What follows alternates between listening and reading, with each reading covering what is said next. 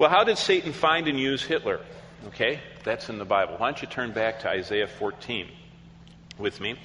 Isaiah 14 and Ezekiel 28 are the description of where Satan came from, and it will always explain who Satan is looking for when he wants to use someone, because he wants someone just like him. And so how did Satan find and use Hitler? Well, Isaiah 14, starting in verse 12, explains, because Satan was the original Antichrist. Hitler was an Antichrist. He wasn't the Antichrist. He wanted to be. The demons wanted to be. In fact, Satan might have thought he was going to be, but it didn't work out because it wasn't God's time. Remember, Satan does not know God's timing.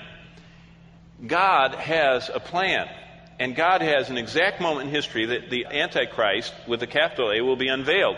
Satan never knows who it is, so he always has someone in the wings. And he's always grooming and possessing and pushing forward someone. And the Lord lets him go so far, cuts him short. Hitler was the man of the hour. How did the devil get him? Well, Lucifer, Satan, was the original Antichrist. In Isaiah 14, what we see starting in verse 12 is that he wanted the power of God and he wanted the worship of God for himself. And he says in the classic description, verse 12, O Lucifer, son of the morning, how you are fallen from heaven.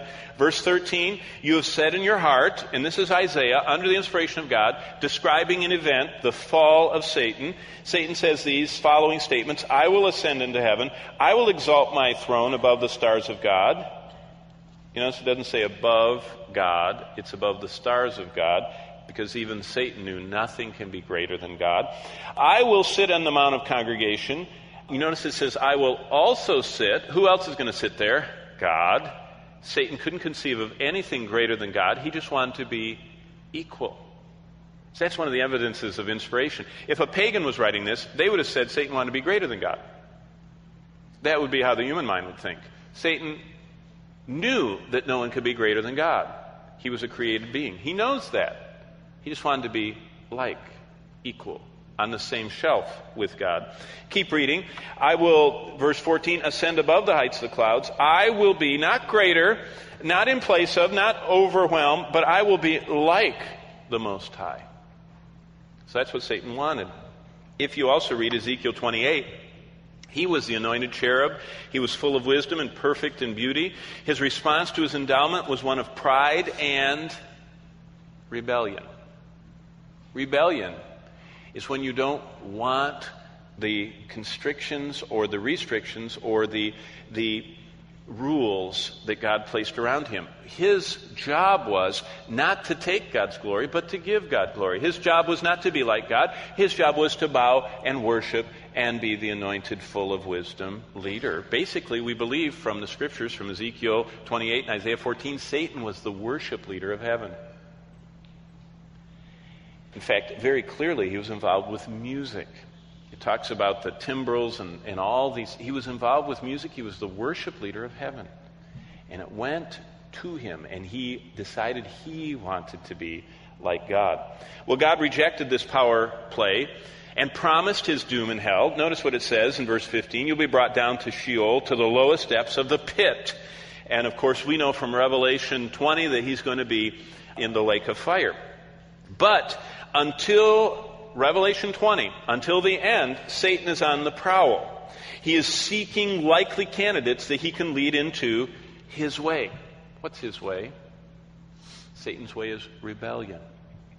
And I want you to think about that, because rebellion in our lives gives Satan an open invitation to establish a beachhead, to start invading a life. Rebellion opens the door to the devil. Satan is drawn toward rebellion.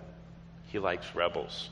And he, through his infernal power, is looking for rebels. Turn with me now to Ephesians chapter 4 and verse 27. It's a very, very sobering verse. Paul goes through a whole list of sins that believers can do in their disobedience to God. And I want you to think about this, because a prime example of the rebellion occult connection is Adolf Hitler. Hitler's early life could be characterized by one word: failure. He made a living, a meager living, on his dead mother's limited savings and also his father's orphan account. Because his father had died and he was an orphan, he got a pension from the state, and his mother had savings and she had died. And so Hitler was living on those two things. And he thought he was an artist. Hitler thought he was an artist, kind of like Nero thought that he was a musician. But when he applied at Vienna's Academy of Fine Arts, he was rejected. So he applied next at the School of Architecture, and he was refused. And so one of his biographers, an unsaved man, wrote this: "Unable to make friends, Hitler became day by day more solitary and embittered." So his hard life circumstance made him bitter, and that bitterness led him into complete rebellion against society. That's why he was imprisoned as a dissident back in the 20s.